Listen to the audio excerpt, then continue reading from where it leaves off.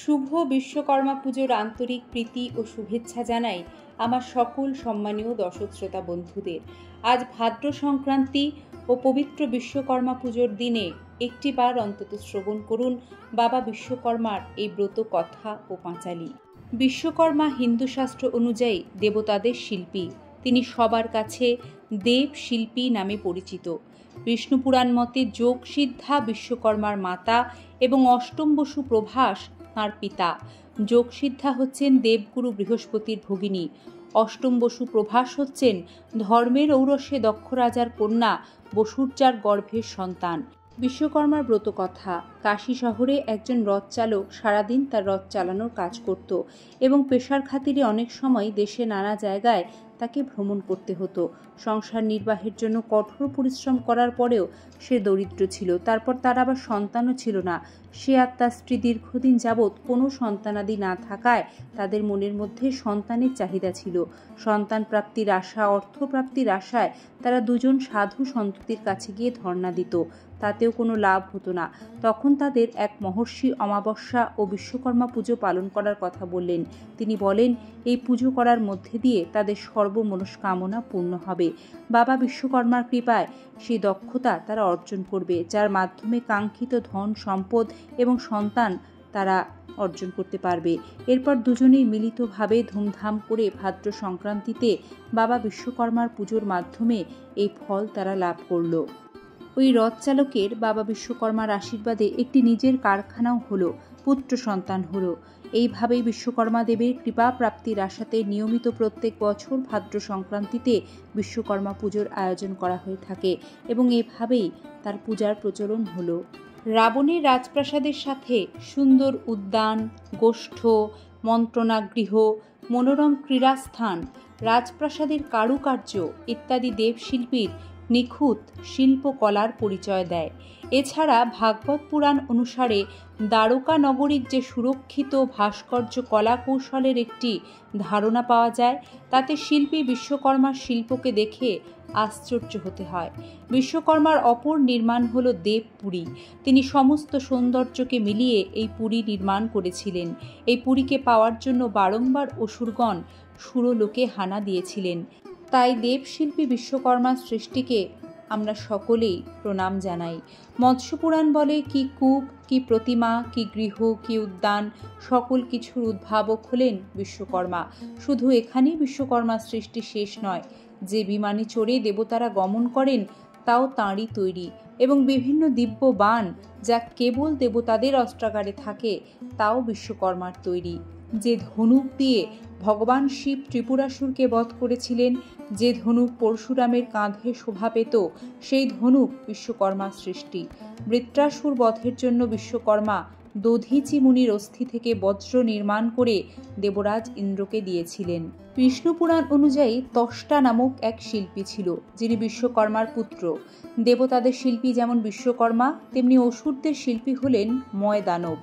বায়ুপুরাণ ও পদ্মপুরাণ মতে ভক্ত প্রহ্লাদের কন্যা বিরোচনার সাথে বিশ্বকর্মার বিবাহ হয়। বিশ্বকর্মার ঔরসে বিরোচনার গর্ভে অসুর শিল্পী ময়দানবের জন্ম হয়। ব্রহ্মবৈবর্ত পুরাণ মতে বিশ্বকর্মা ও তাঁর স্ত্রী ঘৃতাচি দুজনেই সাপ পেয়ে ধরাধামে জন্ম নেন। ঘৃতাচি ছিলেন স্বর্গের এক নর্তকী।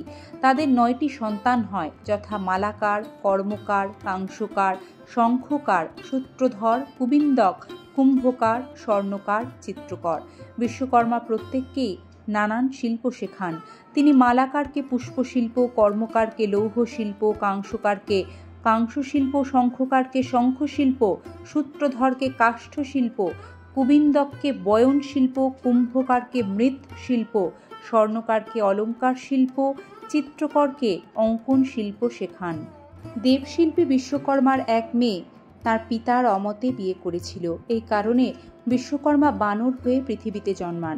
ঘটনাটি এইরকম, বিশ্বকর্মা ও ঘৃতাচির কন্যা চিত্রাঙ্গদা পৃথিবীর সূর্যবংশীয় রাজা সুরথকে ভালোবাসত। সুরথও চিত্রাঙ্গদাকে ভালোবাসত, কিন্তু দেবতা হয়ে তো মানুষের সাথে বিবাহ হয় না। বিশ্বকর্মা জানতে পেরে মেয়েকে যথেষ্ট শাসন করলেন। এই অবস্থায় পৃথিবীর মেয়েরা যা করে বিশ্বকর্মার কন্যাটিও তাই করল, স্বর্গ থেকে পালিয়ে গেল। তারপর রাজা সুরথের সাথে বিবাহ করে নিল। ক্রোধে অগ্নিশর্মা হয়ে বিশ্বকর্মা আসলেন।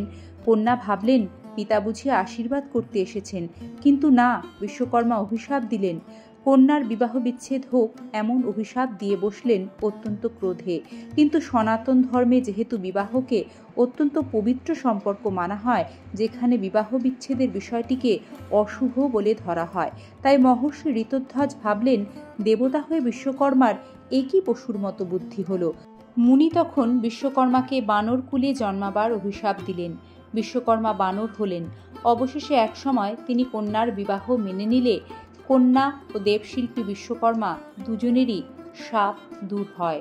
ধ্যান ও প্রণাম মন্ত্র অনুসারে দেবশিল্পী বিশ্বকর্মার যে চিত্র পাওয়া যায়, তাতে তিনি একাধারে মহাবীর ও দয়াদি অষ্টগুণ যুক্ত। তিনি সৃষ্টির নির্মাতা ও ধাতা, তিনি মানদণ্ডধারী মহাশিল্পী, আবার তিনি মহাযোদ্ধা। ঋগ্বেদের দশম মণ্ডলের দুটি সূক্তে বিশ্বকর্মার যে স্তুতি পাওয়া যায়, সেই ভাবার্থ অনুসারে দুলোক ও ভূলোক উভয়ই প্রথমে জলাকার ও সম্মিলিত ছিল। ক্রমে উভয়েরই চতুষ্সীমা যতই বৃদ্ধিপ্রাপ্ত হয়, তারা পরস্পর দূরবর্তী হতে হতে ক্রমে সম্পূর্ণ পৃথক হয়ে যায়। সুধীর বিশ্বকর্মা মনে মনে চিন্তা ও উত্তম রূপে নিরীক্ষণ করে এই বিরাট সৃষ্টিচক্র প্রবর্তন করেন। এই বিশ্ব তাঁরই কর্ম বলে তিনি বিশ্বকর্মা। বেদে যিনি মুখ্যত বিশ্বস্রষ্টা, পুরাণে তাকে দেখি দেবশিল্পী হিসেবে। ব্রহ্মবৈবর্ত পুরাণ মতে প্রজাপতি ব্রহ্মার নাভিদেশ থেকে বিশ্বকর্মার উৎপত্তি।